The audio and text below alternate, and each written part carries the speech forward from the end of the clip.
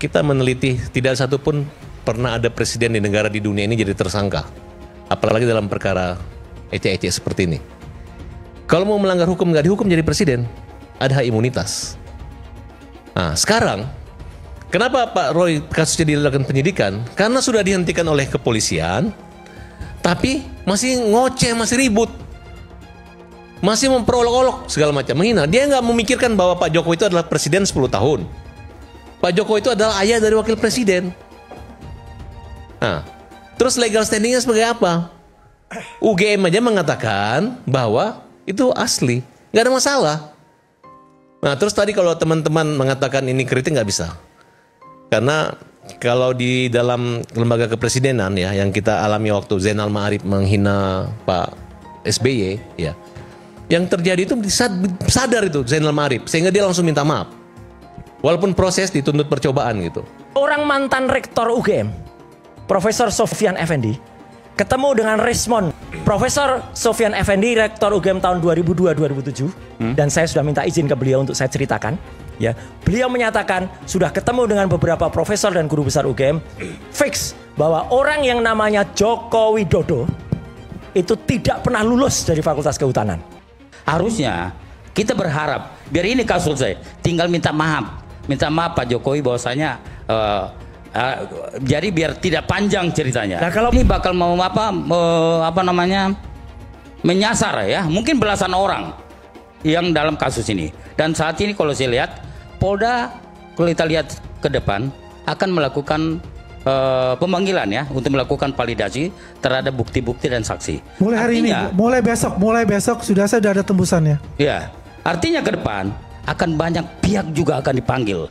Jadi saya setuju sebetulnya disampaikan Bang Farad tadi, harusnya kita berharap biar ini kasus selesai, tinggal minta maaf Pak Jokowi bahwasanya jadi biar tidak panjang ceritanya. Nah, kalau Prof Sofyan Effendi saja mengatakan kalau itu ijazahnya palsu, gimana minta maafnya kita? Bang Roy, iya. Kita udah lihat bahwasanya dari UGM sendiri menyatakan bahwasanya ini asli. Kita tunggu kalau saja. Tidak, pada akhirnya UGM akan mengakui. Ya, mengakui apa? Ya. Akan mengakui dan akan merubah statementnya. Kita mengubah statement kalau ijazah Pak Jokowi adalah palsu. Ya, kita tunggu saja. Tidak cocok. Foto di ijazah Jokowi tidak cocok dengan wajah Jokowi. Lanjut. Ya. Sekali lagi semua presentasi ini tadi saya paparkan dan tanpa terputus, dan pimpinan rapat senang sekali dengan rapat karena ini benar-benar sangat signifikan dan berhubungan. Kedua, soal foto. Foto saya sampaikan bahwa kalau foto itu asli, ini foto di ijazah saya tadi dengan foto saya sekarang. Ada software yang namanya face comparison, itu akan mengatakan match. Mau kita tahun berapa pun sekalipun, software ini ngerti yang punya algoritma yang bisa mengerti untuk match. Kemudian kalau foto data Jokowi ditampilkan dengan fotonya Jokowi sekarang, apa hasilnya? Ini not match, tidak cocok. Foto di ijazah Jokowi tidak cocok dengan wajah Jokowi. Ini adalah presiden atau mantan presiden satu-satunya di dunia yang tidak berani menampilkan ijazahnya. Nggak ada satupun di dunia. Yang kedua, indikator kedua adalah Dirtipidum hanya berani menampilkan versi digital, bukan versi analog. Versi digital itu pun dari ijazah fotokopi. Coba bayangkan, seorang Dirtipidum kepolisian tidak berani menunjukkan, memegang ijazah Jokowi yang katanya asli, otentik, atau identik. Karma menimpa Dr. Tifa. Dokter perempuan ini sering menuduh ijazah Jokowi palsu. Sekarang terungkap fakta bahwa justru ijazahnya sendiri yang palsu. Ini terkait gelar doktor filsafat dari Sekolah Tinggi Filsafat Driarkara STFD Jakarta Pusat. Dalam akun LinkedIn tertulis, Dr. Tifa memegang gelar doktor filsafat di STFD. Informasi tersebut langsung dibantah oleh Ketua STFD Thomas Hidiataya. Katanya, STFD tidak pernah memberikan gelar doktor kepada Tifa. Ketua Ikatan Alumni Sekolah Tinggi Filsafat Driarkara (IKAD), Justinus Prastowo juga ikut bersuara. Katanya, Tifa memang pernah mengikuti program matrikulasi filsafat, tetapi tidak selesai. Bahkan katanya, Tifa tidak pernah mengerjakan tugas-tugas yang diberikan oleh para dosen. Jadi, Dr. Tifa bukan lulusan program doktor STFD seperti yang ramai diberitakan. Tifa memang senang bikin sensasi dan kontroversi. Yang terbaru ya soal ijazah UGM Jokowi yang dia tuduh palsu itu. Anehnya, dia meragukan keaslian ijazah Jokowi hanya berdasarkan foto. Yang satu foto Jokowi saat muda dan berkumis, sedangkan satunya foto Jokowi saat ini dan tidak berkumis. Dengan yakin dia bilang, itu dua foto dari dua orang berbeda. Meskipun sudah dibantah pihak UGM, Tifa malah membuat tantangan. Dia menantang rektor UGM untuk hadir di persidangan dugaan ijazah palsu Jokowi. Kubu anti Jokowi ini memang banyak yang aneh-aneh. Dulu ada Rocky Gerung yang disebut profesor, padahal lulus S1 pun tidak. Kini Tifa pun ketahuan bohongnya, bukan dokter filsafat. Jujur sajalah Tifa, gak apa-apa kok kamu bukan dokter. Pak Jokowi itu mau tertib berpikir aja. Who the hell are you? Minta ijazah saya gitu. Apa dasar hukumnya? Nah. Apa dasar legitimasinya Anda untuk minta tunjukkan ijazah saya? Mas itu pengadilan. Ya kira-kira begitu. Itu satu gitu. Yang kedua ya bisa aja. Biar Pak Jokowi juga iseng-iseng gitu kan. Ini orang benci-benci saya, nyerang-nyerang saya. Tapi dengan isu ini ya yang dukung saya juga tambah banyak. Sorry Pak Jokowi. Gitu. Jadi ya biarin aja orang mempersoalkan. Sekalian Pak Jokowi mengeksersis kembali otot politiknya yang udah lama kendur ini. Bisa aja, bisa juga karena jahil aja, iseng aja. Ya udah tunggu aja nanti waktunya. Kalau memang ini betul-betul dibawa kepada kasus hukum. Saya menghimbau kepada rakyat Indonesia. Saya menghimbau kepada seluruhnya. Terutama kepada Pak Anies Rashid Baswedan. Seharusnya dia meneriakkan bahwasanya Jokowi itu penuh dengan kepalsuan. Ijazahnya juga palsu. Tangkap Jokowi, adili Jokowi, miskinkan Jokowi. Butuh diberikan pendidikan kebenaran. Ini mahasiswa-mahasiswa ini membutuhkan kebenaran, membutuhkan kejujuran. Adik-adik kesini kan sangat pengen kan ya, sangat ingin kan ya, melihat ijazah asli Presiden Jokowi, sangat ingin kan. Kenapa Presiden Jokowi, kenapa? Kalau Anda melihat saya, kenapa? Apakah Anda pengen saya di penjara? Gak ada masalah Pak, gak ada masalah. Seandainya memang Anda punya ijazah asli, dan karena itu saya mesti dihukum, gak ada masalah. Tetapi tolong Pak Jokowi, tunjukkan ijazah asli Anda. Tunjukkan, demi Allah, tunjukkan Pak. Andaikan penyidik dan penyelidik dari Polda Metro Jaya sampai Mabes Polri sebanyak 10 orang, masing-masing dijanjikan 10 miliar. Apakah Roy Suryo dan kawan-kawan tidak dijadikan tersangka?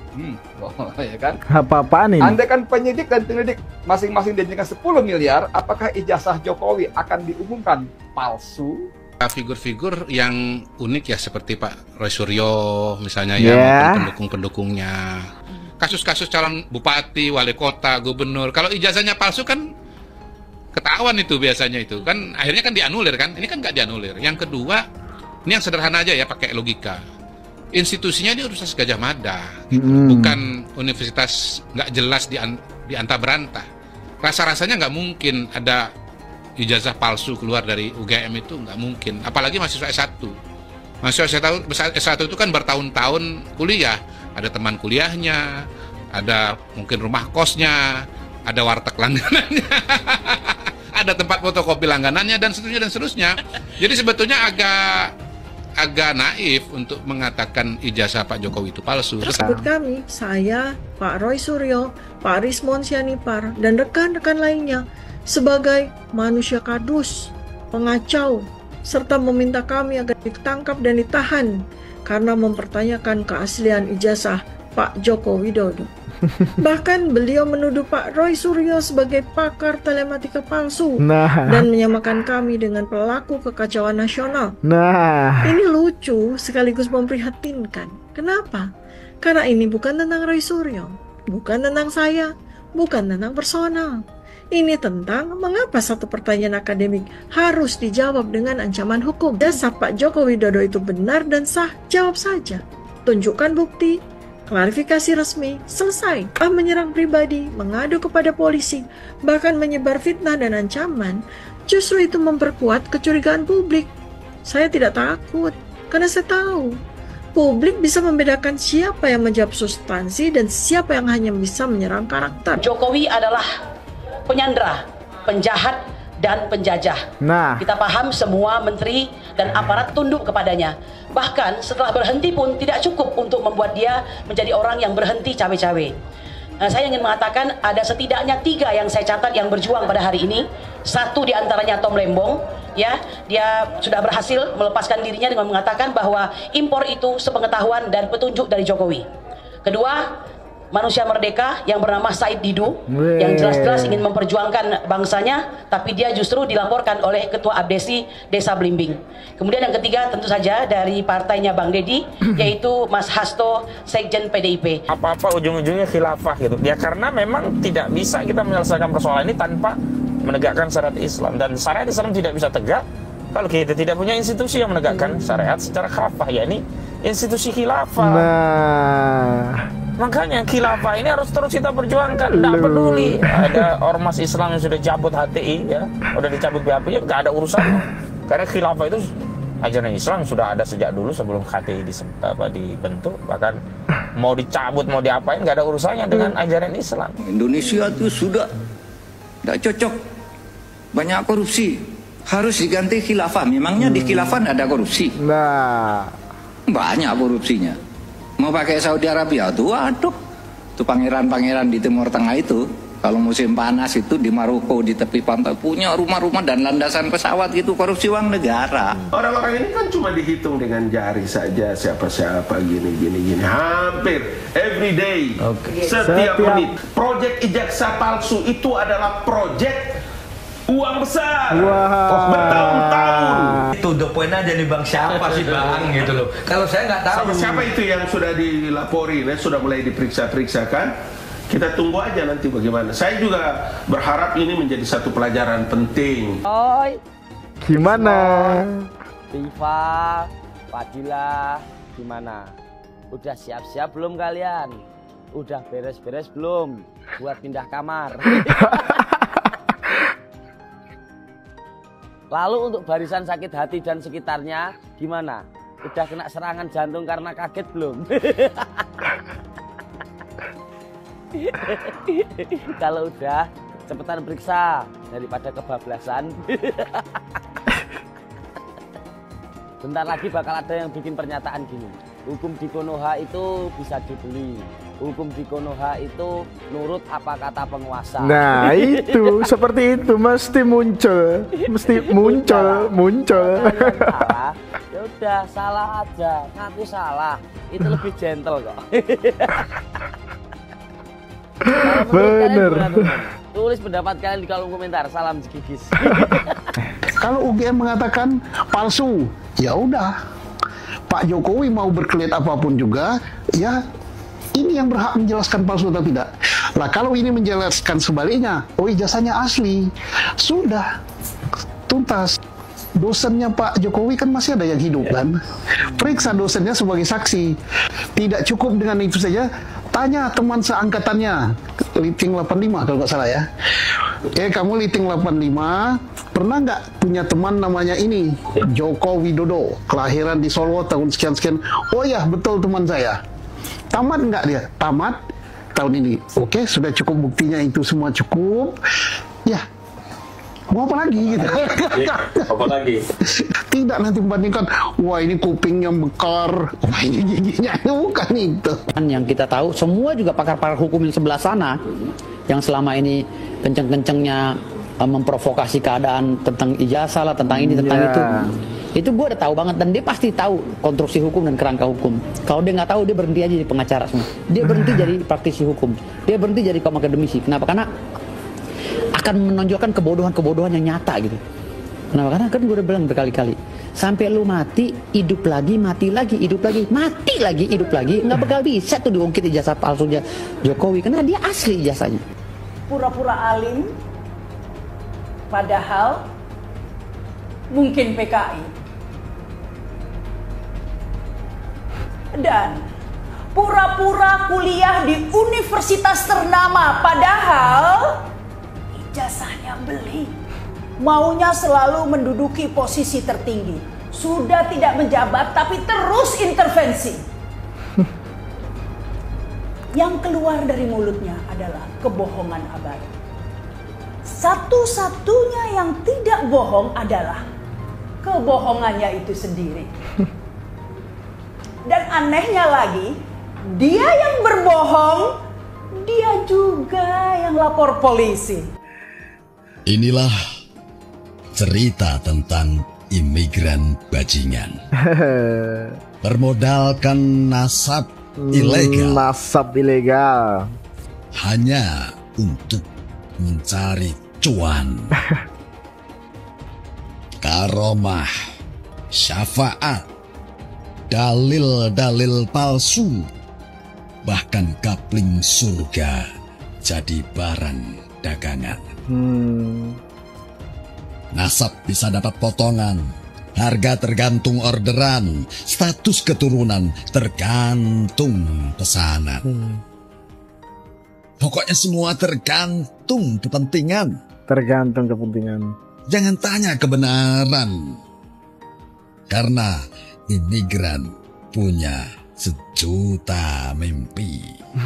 Mimpi yang bisa dijadikan alibi sekaligus dijadikan bukti. Begitulah imigran bajingan. Saya ingin mengatakan satu hal dengan jernih. Kebenaran tidak bisa dikriminalisasi.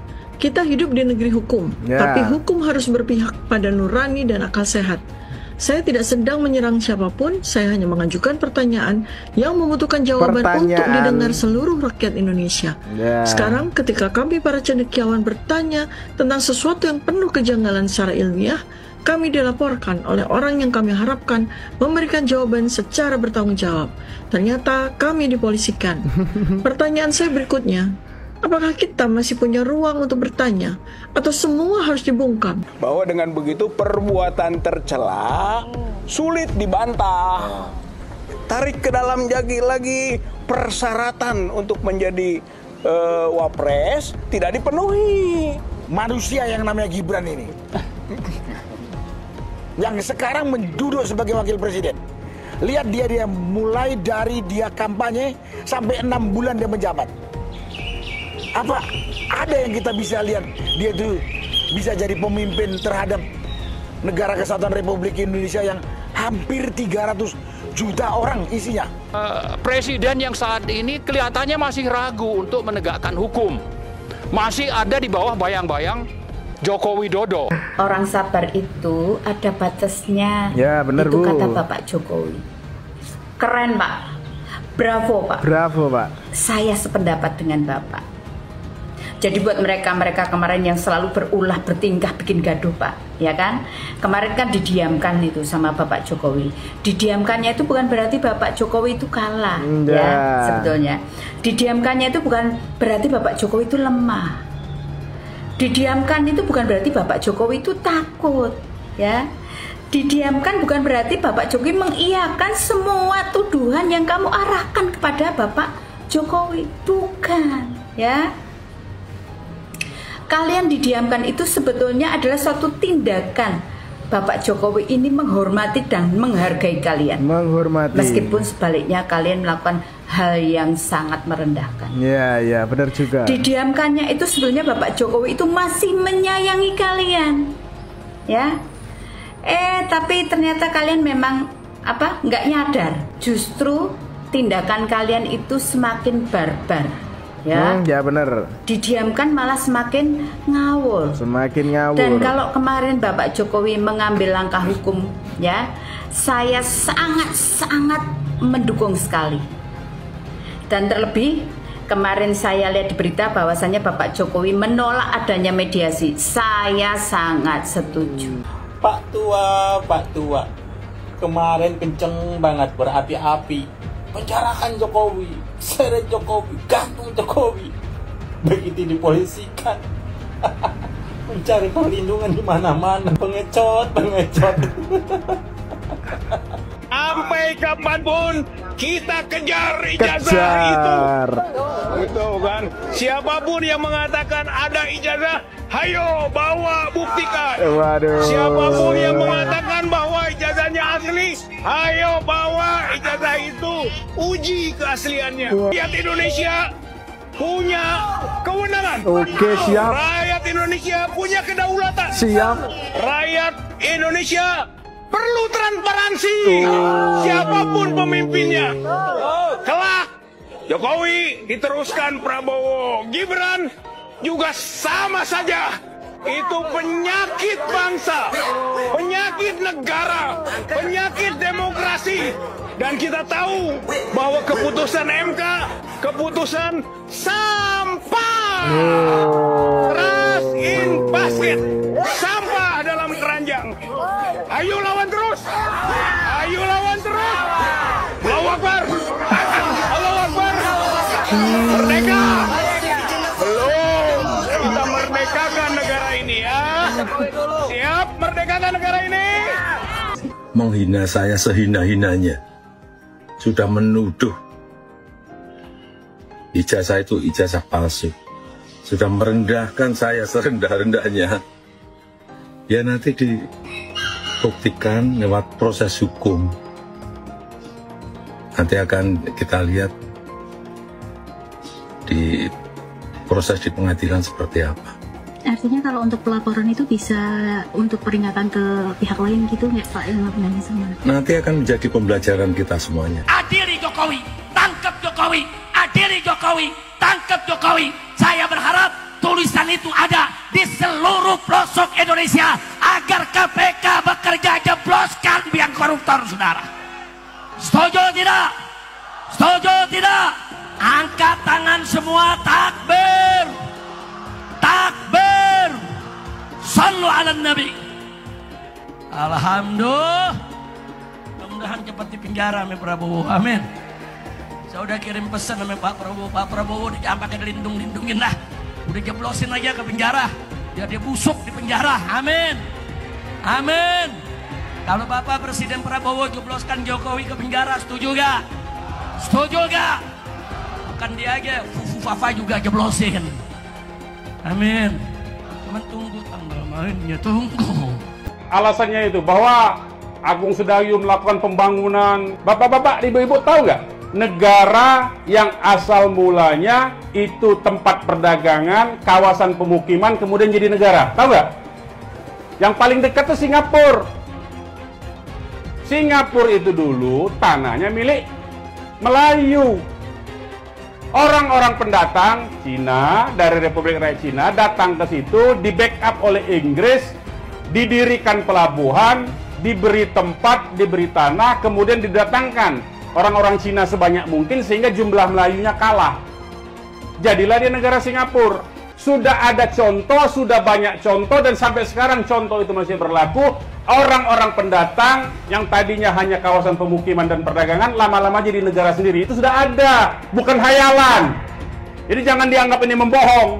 Wahai cucu-cucu Senawawi Al-Bantani, wahai keturunan Sultan Banten, saya menyuruh, ini perjuangan rakyat Banten. Banten dijajah, Banten diintimidasi. Ayo kita bersatu untuk berjuang. Hadirin sekalian, saya sampaikan, hei Aguan, hei Aguan, ini bukan masalah rasis, bukan. Ini bukan masalah etnis, bukan. Ini bukan masalah agama, bukan. Bukan.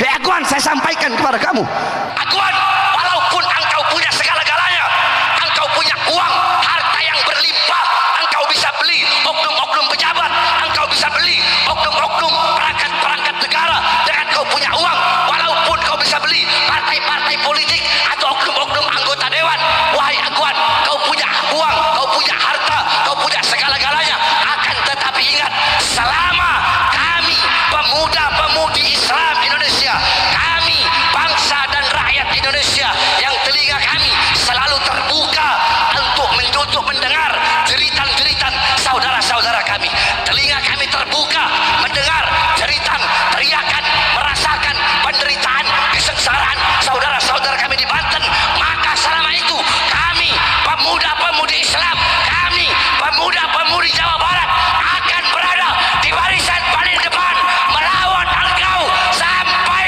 titik darah penghabisan. Maka saya berani katakan di sini, hei orang miskin, hei orang melarat, tidak usah bayar pajak, karena pemerintah haram mengambil pajak dari orang-orang miskin dan melarat, saudara. Allah mewajibkan zakat hanya kepada orang kaya. Haram ambil pajak dari rakyat, saudara. Haram, apalagi dari rakyat miskin yang melarat, yang nyari kerja susah, yang makan susah. Haram kau ambil pajak dari mereka. Kalau Prabowo lengserkan dia, setuju gak? Setuju gak? Dukung tidak? Takbir! Kita akan seret mereka semua untuk dijebloskan ke dalam penjara. Takbir! Setuju tidak? Setuju tidak? Enggak berkelahi, ayo kita adu biar dia berkelahi. Di Banten sendiri saat ini berlangsung upaya untuk membangkitkan kemarahan masyarakat Banten untuk menolak pengembangan PIK dan PIK-PIK selanjutnya. Mantan Ketua KPK Abraham Samad bersama Said Didu juga melaporkan kasus PIK 2 dan aguan ke KPK.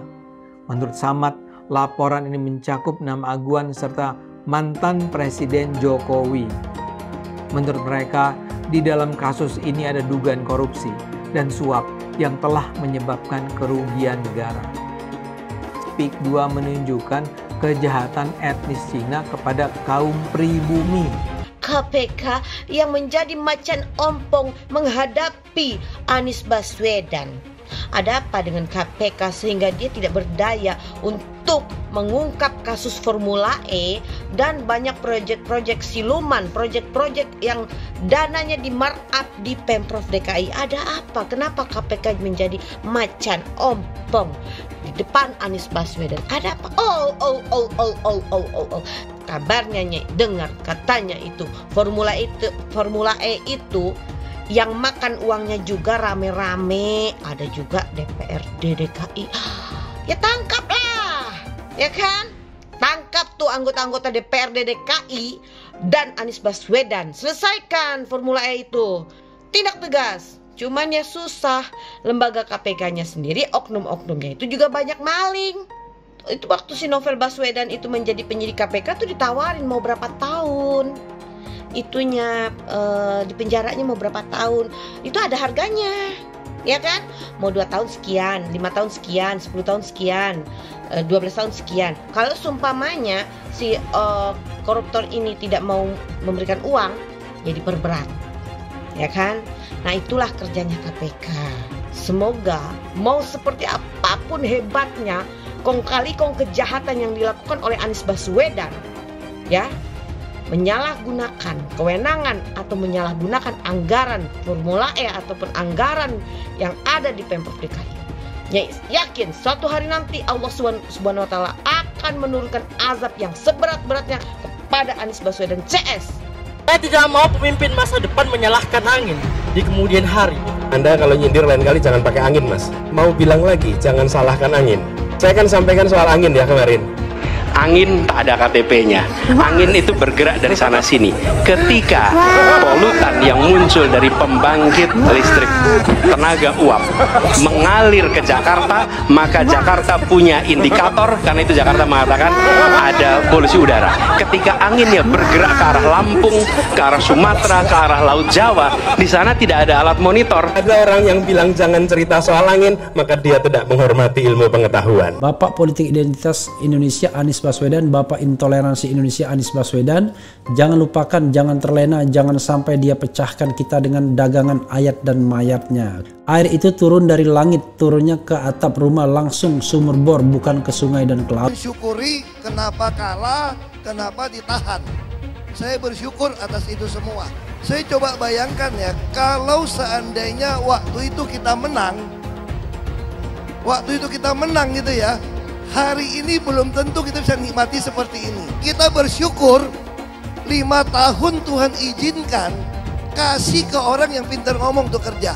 Coba kalau kita bayangkan gitu ya, kalau kemarin saya masih jadi gubernur, ini saya udah turun ini. Tapi yang pintar ngomong itu dikira orang hebat kan?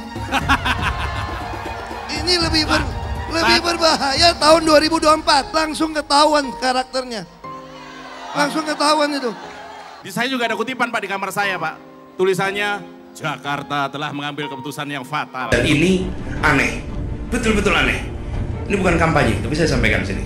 Di satu sisi menyiapkan jalur-jalur air untuk dikirim ke laut, di sisi lain di lautnya dipasang dengan pulau reklamasi, tinggal tunggu waktu jadi rob, air balik. Dan ini melawan sunnatullah. Kenapa?